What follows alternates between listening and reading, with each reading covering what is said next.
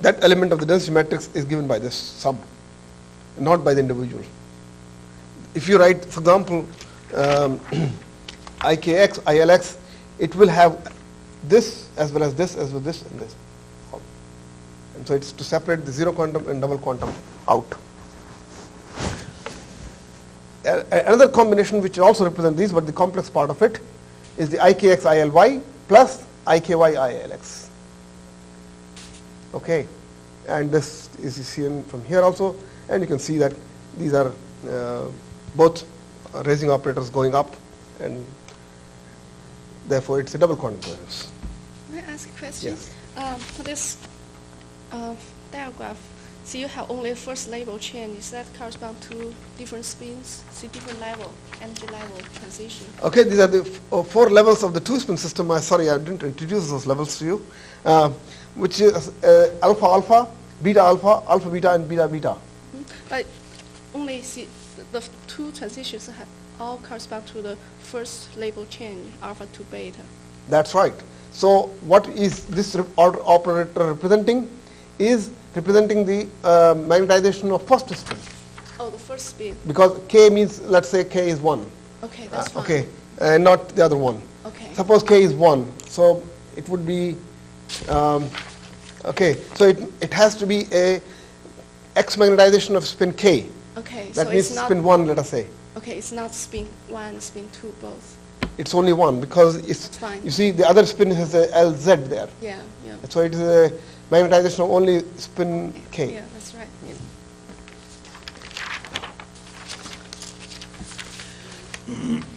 The zero quantum, on the other hand, have just the sign is inverted. The sign is changed.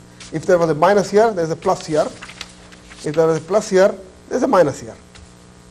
And so, and you see then, it's easy to see that when you, if you look at this part of the operator, which is not a basis set. The basis set is this one. But you can see here, it gives you IK plus IL minus. That is, one spin goes up, the other comes down, and it is a zero quantum coherence. Okay, the final net change is 0. In this case, the final net change is 2, and therefore that's a double quantum coherence. And this is the zero quantum coherence. And these are the elements of the density matrix that they connect. And one combination is a real part, and the other combination is the imaginary part. So this is the pure double quantum coherence. Now we come to 3 coupled spins, and you have pointed out the shortcoming of this notation. I should have used 1, 2, 3 rather than KLM, but then we get in some other problems. We use 1, 2, 3, and generalization doesn't remain. And so if you relate KLM as 1, 2, 3, then you will have less problem. Okay, you can just relate it K as 1, L as 2, and M as 3. And then you can see. And here is the energy level diagram of a 3-spin system that I had drawn. And this is a very, there is a very interesting way of drawing this diagram, where the total magnetization quantum number Fz, we look at it. So there is one level with 3 by 2, 3 levels with the plus half, 3 levels with minus half, and 1 level with minus 3 by 2. Okay, and I have displaced them in such a way they form one set here, other set here. And if you carefully label them, then all the transitions of a particular spin have the same direction. For example, all the K spin transitions are these ones. All the L are these ones. And all the M are these ones. Okay, and this is, if you just sit down and label them properly, you will see that these parallel lines connect same spin transitions. And this is very useful in looking at 3-spin systems. Okay, and so what does IKX represent? IKX represents X magnetization of spin K, and what we are thinking in terms of is spin 1 here, and these are the 4 coherences given in this diagram, like that. And if you measure the result of this operator, it will give us 4 lines of equal intensity because it's a weakly coupled spin system. And this will be the result of IKX of a 3-spin system. So if we get an IKX operator in the end, we know this is what the result is going to be. Then we have the IKX ILZ, which is the antiphase magnetization of spin K with respect to spin L. Now here is the reason for that with respect to coming through. When 2-spin system, that word with respect to was not necessary. But here we have third spin, and we have to specify whether spin L is involved in this or spin M is involved. So, for example, this is the X magnetization of spin K antiphase with respect to spin L. And this spectrum will look like this. And the coherence is that this is going up, this is coming down, this is going up, and this is coming down. There is another one which is not shown in the diagram, but similar to that is the X magnetization of spin K antiphase with respect to spin M will have this spectrum and will have these two going up and these two coming down. Okay, but that you could have constructed yourself too. The next one is also interesting. This is the X magnetization of spin K antiphase with respect to both spin L and M. And this is the one which really gives rise to a triple quantum coherence. I mean, the result of a triple quantum filtered cozy is this number comes out there. Okay, and the result would look like something like this. And in terms of this coherences, one is positive, other is negative, and this is negative, this is positive. So there, one has to look into that like that. Then we have these 2-spin coherences, which I can't show it so nicely. Well, one can actually, but when you have to make it pure, without pure, you have too many vectors there. Okay, then we have a 2-spin coherence of spin K and X, L, antiphase with respect to spin M. Or 2-spin coherence, or 3-spin coherence of all the 3 spins. Or 3-spin longitudinal magnetization order. Longitudinal 3-spin order. IKZ, ILZ, IMZ. Okay, so this is, one could think of those. And one can then also think of double quantum coherences in 3-spin cases, which is exactly the same as in 2-spin case. But you could have it for different pairs if you hear. You can have in K and L, you can have in K and M, you can have in L and M. And so there are several double quantum coherences. And you can also have these double quantum coherences antiphase with respect to third spin. Okay, in which case they would, these are double quantum, so there are characteristics of both K and L spins in this double quantum coherence, and one is going up and then coming down. So if you already see that with this formalism, when you get this set of operators, you know the result and you don't have to calculate trace every time. It is always antiphase if X component and Z component together. How do you figure out? By looking at immediately, it is antiphase and it is in phase. How do you? Okay. So you look at combination. You're basically asking how did we arrive at this result? Yeah. Okay, at this result.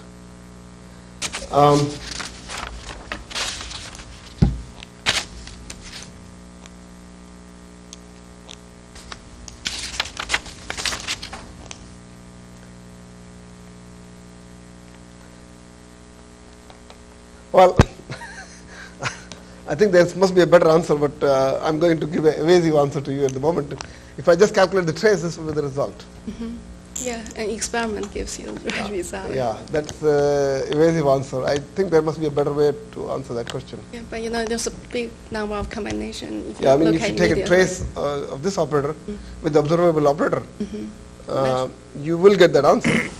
But there may be a better way to talk about. Normally, people look at this operator combination and they say this is antiphase. That's it, of course. I mean, now once you have done it, you just remember it now. Yeah, and every time you don't have to calculate. Okay. And that's the whole idea.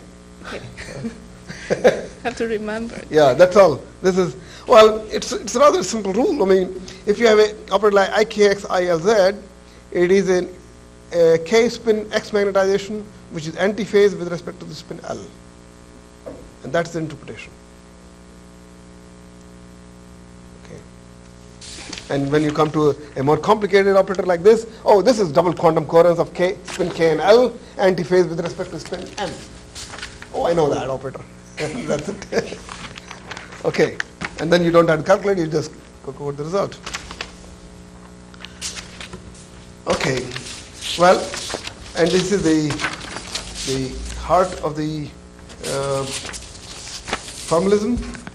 Now we have the basic set. We have expanded the density matrix into the basic set. Now we must see how these operators evolve.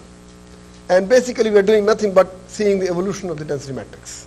How the density matrix evolve, and we just substitute the basic set in the density matrix right in the beginning and see how these basic set operators evolve. All right, there are two evolutions. One is under the Hamiltonian, which we will split up into two parts, the chemical shift and under J coupling, and other is the under the pulses. Okay. We also will use the notation, that is a time evolution of the density matrix sigma t plus tau under Hamiltonian is written like this, and we will just use a notation that sigma t under h for time tau goes to sigma t plus tau. Or we will write an operator here and see how it evolves under this Hamiltonian to that. The Hamiltonian is divided in two parts, the chemical shift part and the coupling. And we will only keep weak coupling, not strong coupling. This formalism doesn't take into account strong coupling. And so we will have to use the simple operator IKZ, ILZ. And since all the terms here, every term in this Hamiltonian commutes with each other. They are all IZ operators of various spins. And so all the terms commute with each other, and I can write the evolution any way, any order I like. I can first calculate the chemical shift evolution, or calculate the J evolution, and then back to chemical shift evolution, calculate for one spin and then the other spin, or the second spin and the first spin. Makes no difference. The result will be the same. Okay, with this background, we just see that evolutions in chemical shift evolution is rather simple. That it is like a rotation in the vector space.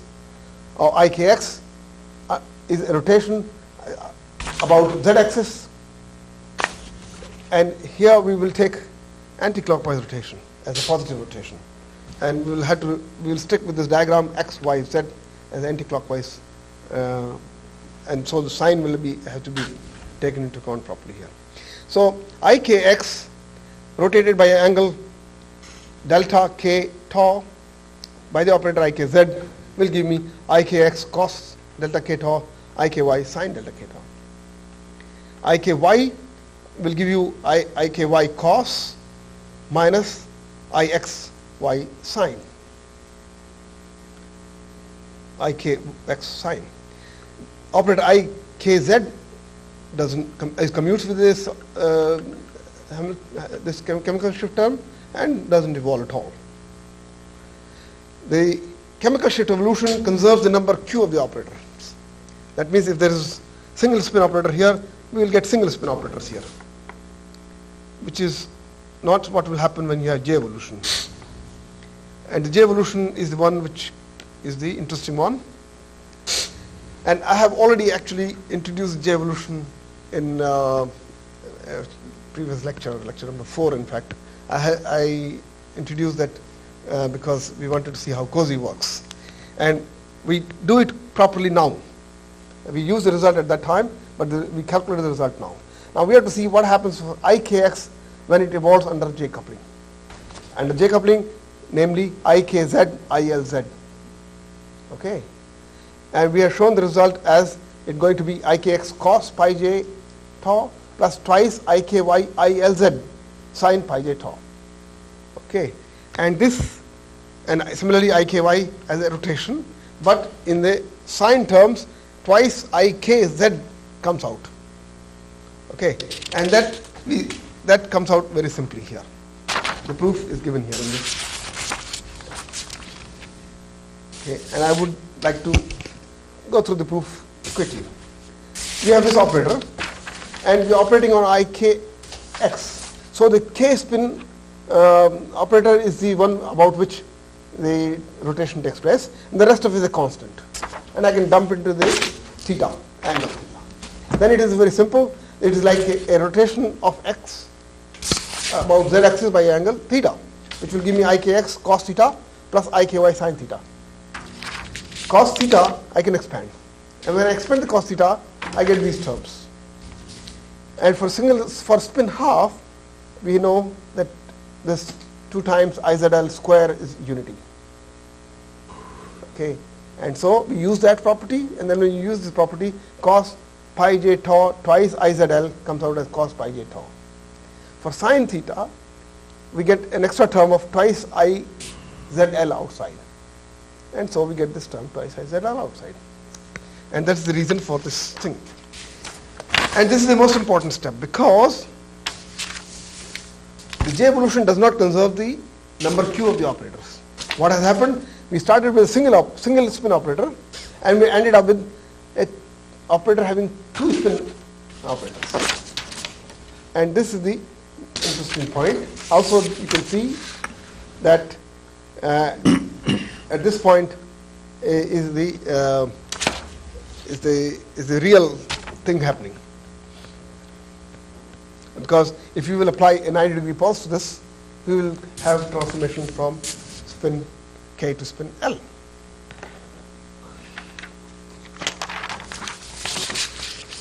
Okay, now this was ikx and iky.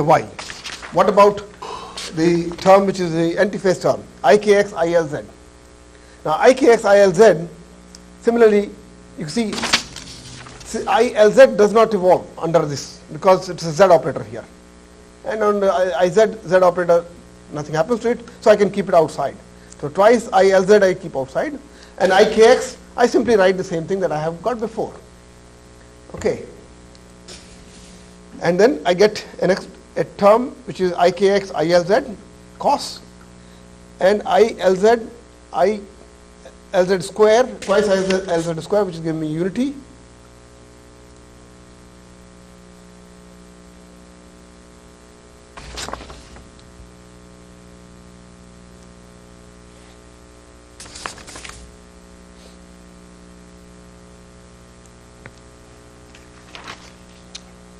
We have a half problem here. Oh no, okay. 4 times izl square is equal to 1. All right, fine. So that it's okay. Iky here. Okay. Similarly, what's the action of ILG? okay, LZ as Z operator from doesn't evolve under Z transformation. So it's just constant. It remains there. It remains same. This basically says that ikz under ikz doesn't evolve, commutes. If you are doing something like this, if you have a z operator here, a z operator here, a z operator here, this commutes, and you can combine this to this, and nothing happens. Okay, so the parentheses shouldn't be there. In the first line, the parentheses is not, shouldn't be there.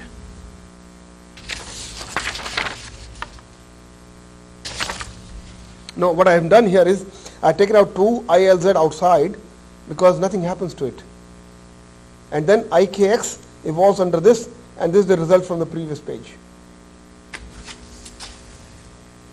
And then why there are ILG in the second term?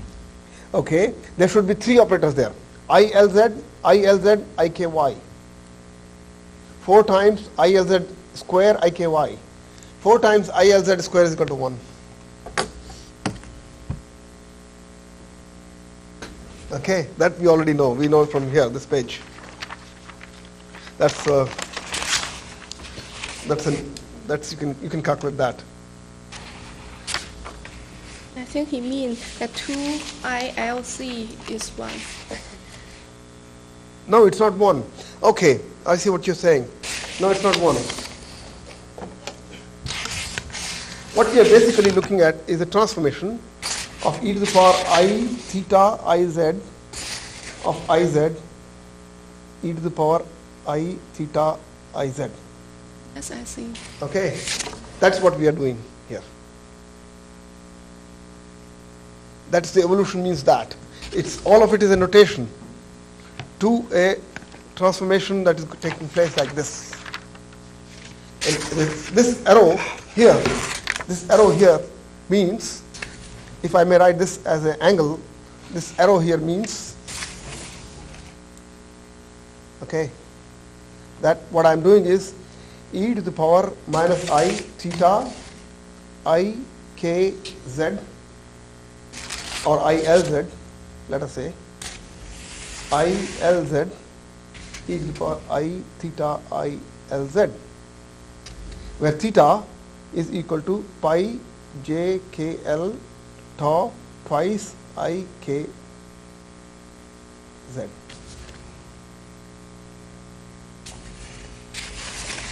Okay. Now you see from this that this commutes with this. So I can shift this here. And when I shift that, these two give me a unity.